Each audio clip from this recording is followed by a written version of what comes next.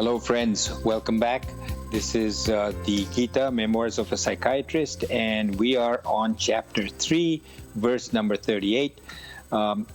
Please go back and listen to verse 36 and 37 if you haven't, because it'll make more sense when you do that. That's episode 43. That's episode 43. Very important Today's episode 44. Right.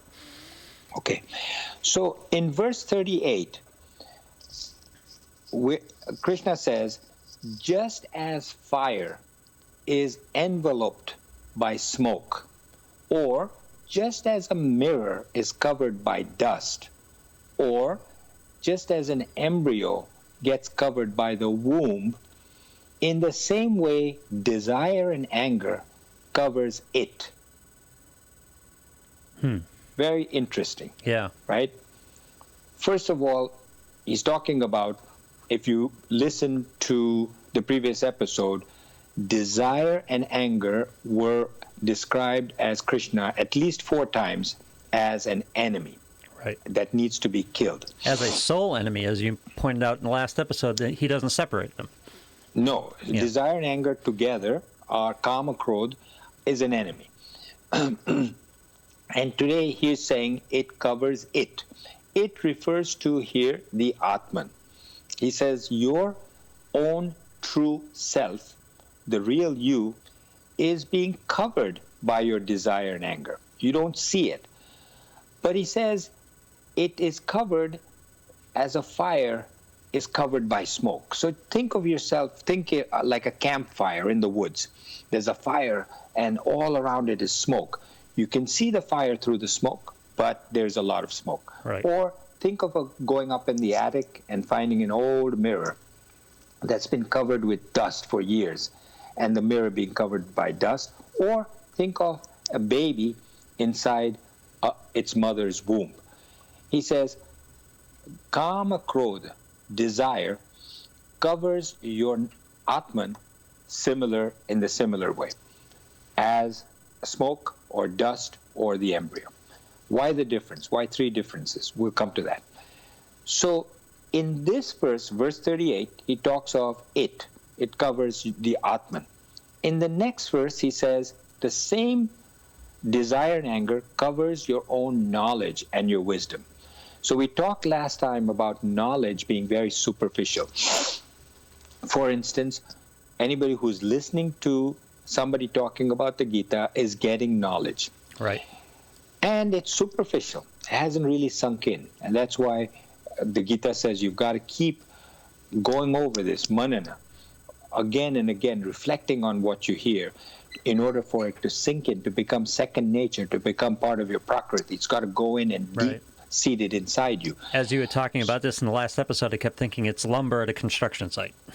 It's just sitting there. You have it, but until it's built into the house, it's not of much use. Right. Yeah. Yeah. It's like water that you're giving to a tree. Right. You know, if you just sprinkle a few little drops, it's going to stay on the surface. It doesn't really go down into the roots.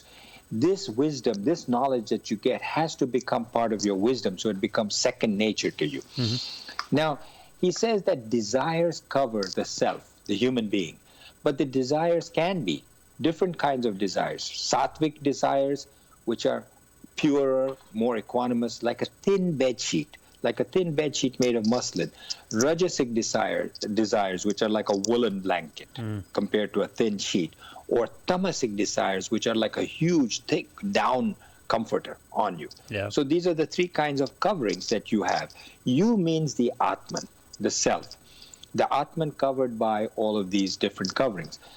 Now, when he says smoke covers the fire, 2 things in every one of these examples. One is, can you see the Atman through the covering?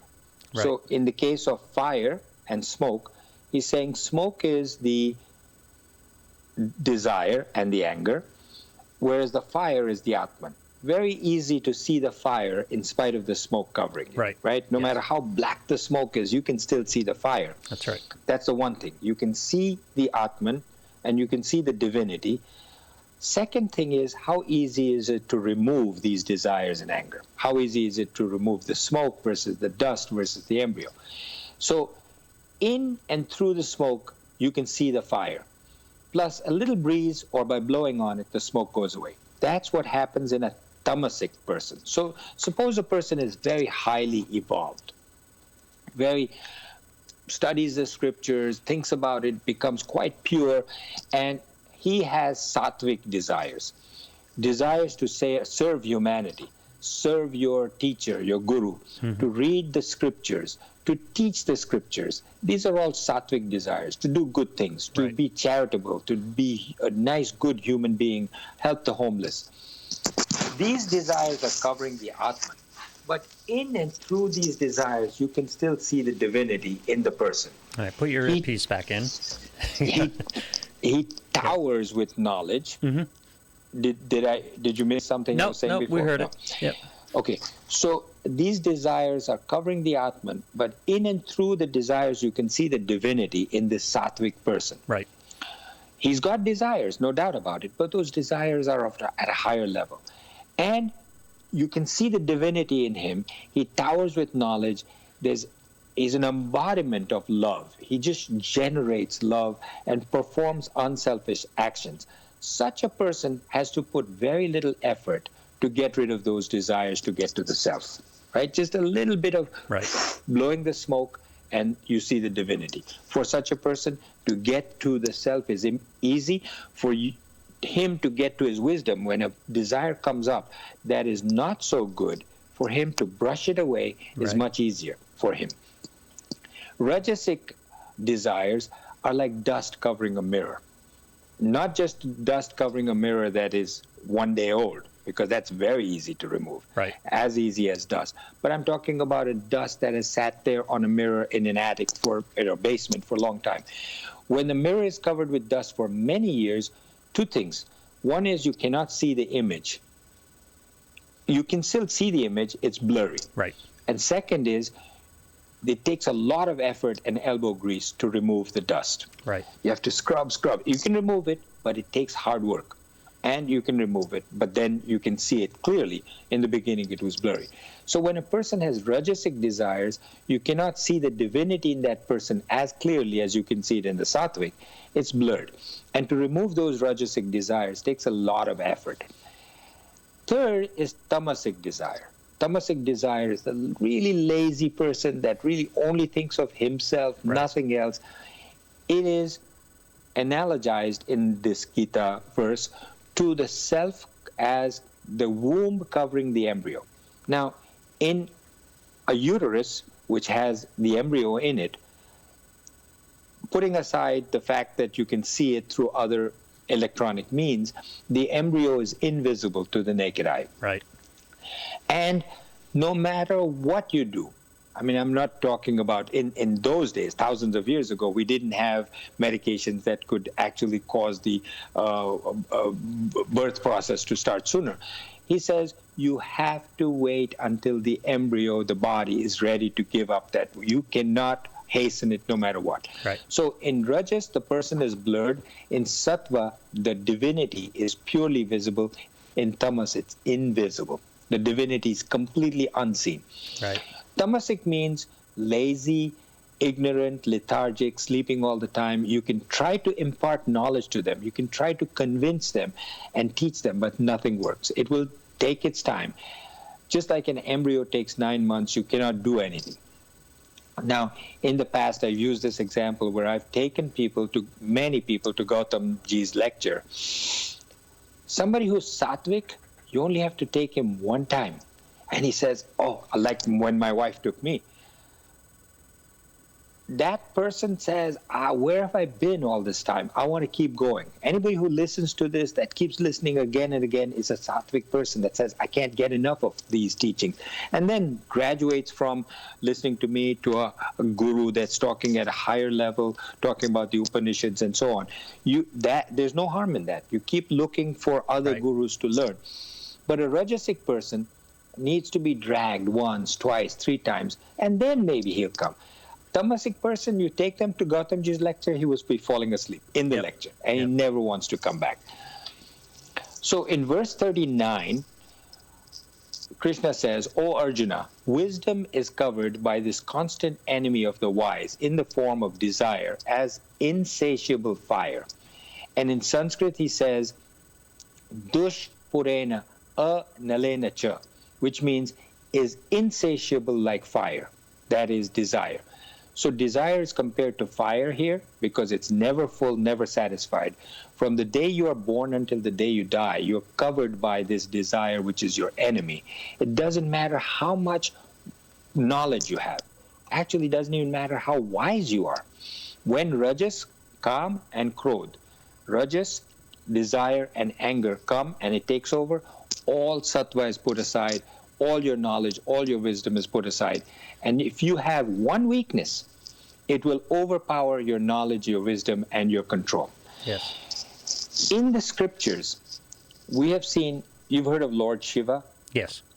Lord Shiva sits on the Himalayas and he's doing penance for 13 years, 14 years at a time, and he sits up there and he does penance, and he's got snakes around him. You know, he's completely oblivious to everything. Lord Shiva is very powerful. Even gods like rishis and gods like Shiva are shown to succumb to their desires if they have a weakness. Right. Now, whether it's really true or not, I don't know. But the point is that the scriptures show that even somebody who is as great as a sage, as a rishi, can succumb to a temptation. They show nymphs or dancing girls who come and the person is deep in meditation, opens his eye, and normally if Lou or I go and the third eye opens, that third eye destroys him right there into ashes with his fury, because he says, you disturbed my meditation after so many years. But a beautiful woman goes there and, you know, such a sage or rishi says, what are you here for? What are you looking for? And pretty soon the desire and completely takes over.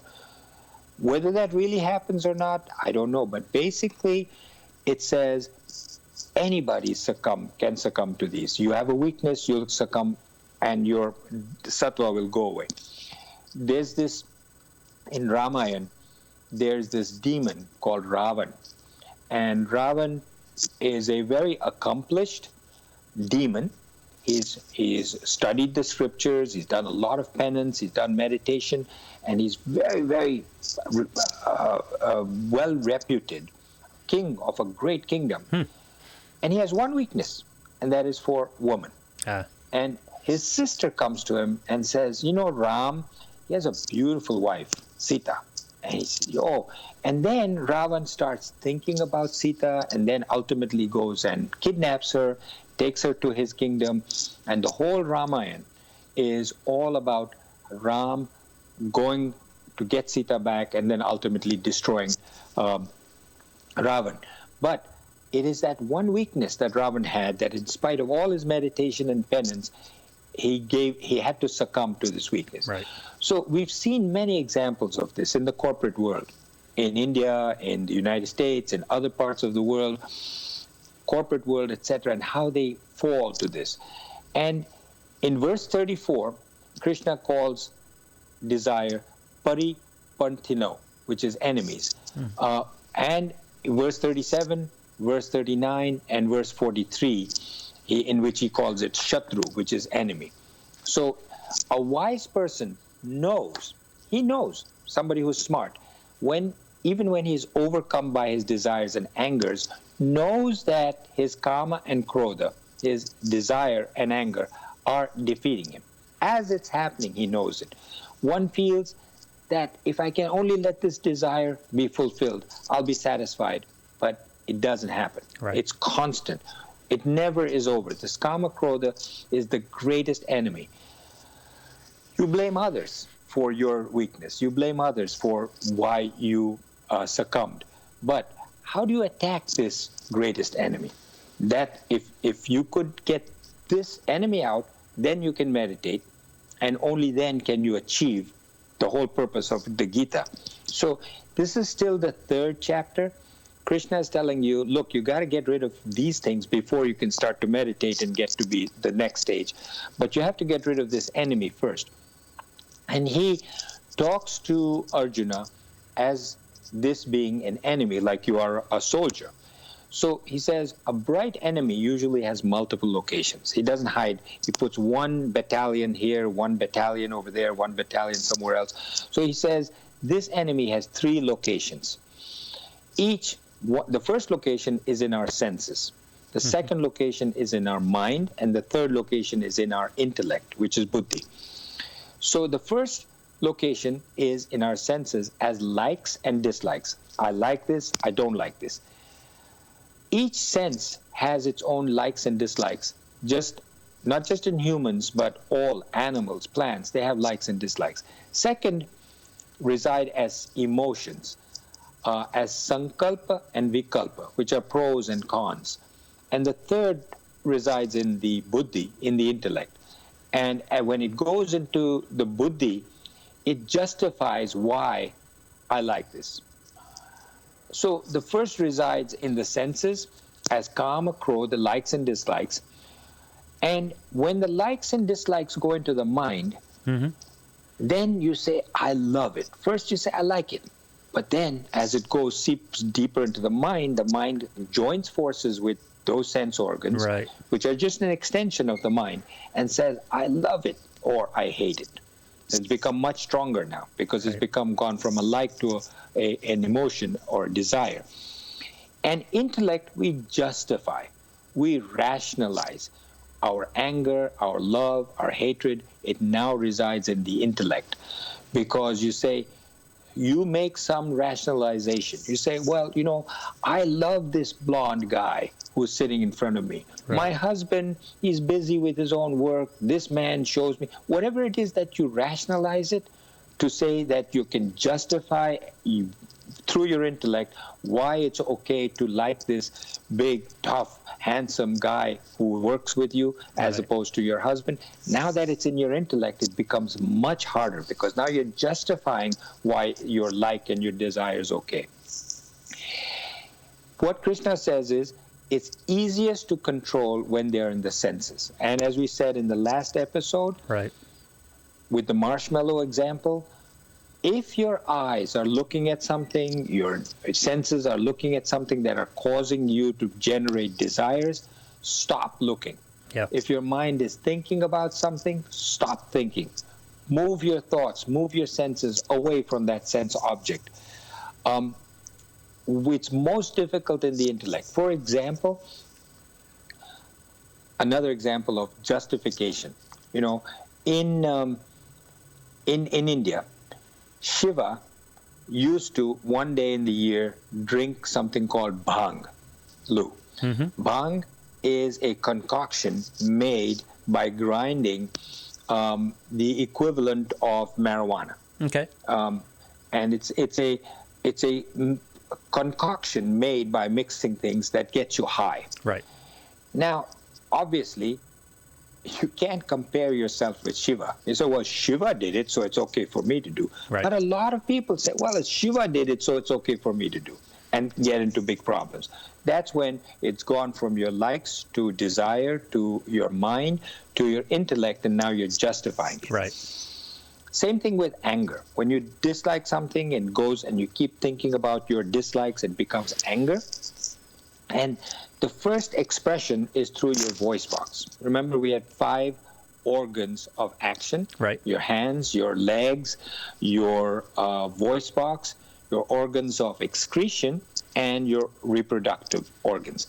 So the first expression is through the voice box, usually. Yep. So when you get angry, immediately control your voice box. Stop saying what you think you're going to say before you even use your fists. So Bhagwan says, Lord Krishna says, control your senses.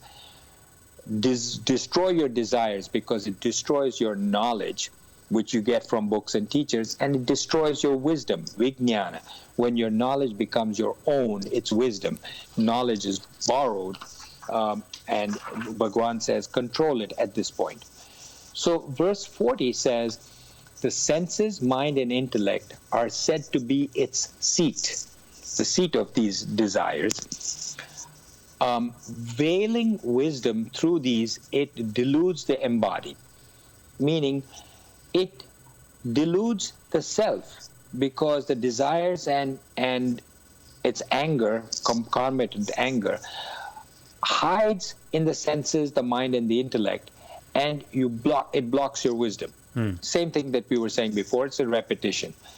And then at the physical level, body has a desire for senses, seeing, smelling, tasting, hearing, and touching.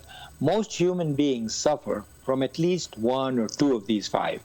If you suffer from all five, forget it. God help you. At the level of the mind, it's emotions. You get attached to your emotions. You're attached to your kids, your wife, your husband. These are all desires at the level of the mind. Those are very much, compared with the senses, more difficult, but you can combine the two. Intellect, such people get overcome by desires for knowledge also. Craving for knowledge is called jignasu. Somebody who just says, I want to just keep hearing more about this, learning more about this, but really doesn't put it into effect, and it doesn't go sink into the level of prakriti. So when we have to attack these, we have to go into the enemy territory to attack. We have to control our senses. We have to position ourselves at a level higher than where the enemy is. So if your level is at the level of the senses, you have to ally yourself with your intellect and use your intellect to say why this is not good for you. Because subtler than the sense organs is subtler than the sense objects is the sense organ. Subtler than the sense organ is the mind. Subtler than the mind is the buddhi. And subtler than the buddhi is the self. Mm-hmm. What does that mean? So I have here a spoon. And let's say I'm attracted to this spoon. Okay. I'm visualizing it. Mm-hmm. This is my sense organ. This is a sense object. If I close my eyes, I don't see this spoon anymore. Right. So this cannot overcome my sense organ.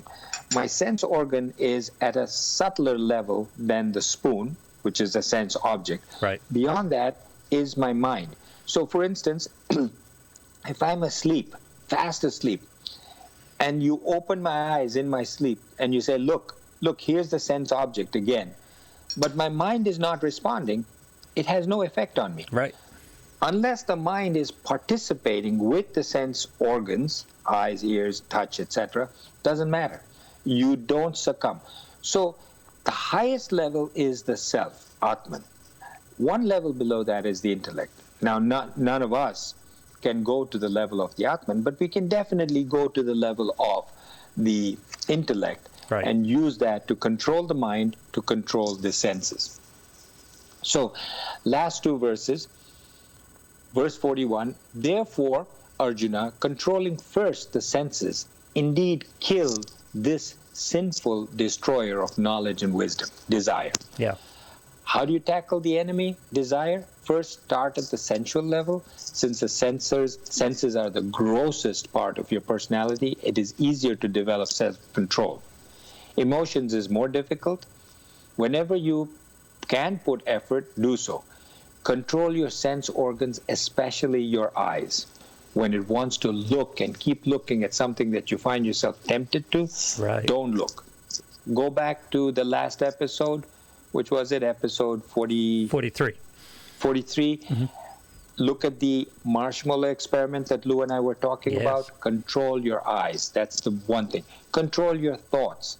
Don't let your thoughts keep going to something that you're tempted to do. Control your life. Exercise. Sleep adequately, but not too much. Control your appetite. Control your sleep. Control your eating. Gain knowledge. These are all ways in which you can control and kill these desires. Verse 42. The senses are said to be great.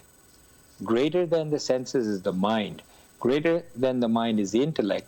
And then greater than the intellect is the Atman. Same thing, it just keeps going over it again because it is so important. Intellect is a faculty which is more inner than and subtle than pervasive, more pervasive. Right. Higher than the intellect is the Atman. If you want to overcome kam or desire, you've got to go through the intellect. Don't come under the sway of the sense organs, likes and dislikes. at the level of the mind. Don't come under, I love this, I hate this. Yep. At the level, negate all the justifications that your mind comes up with for wanting to do something wrong.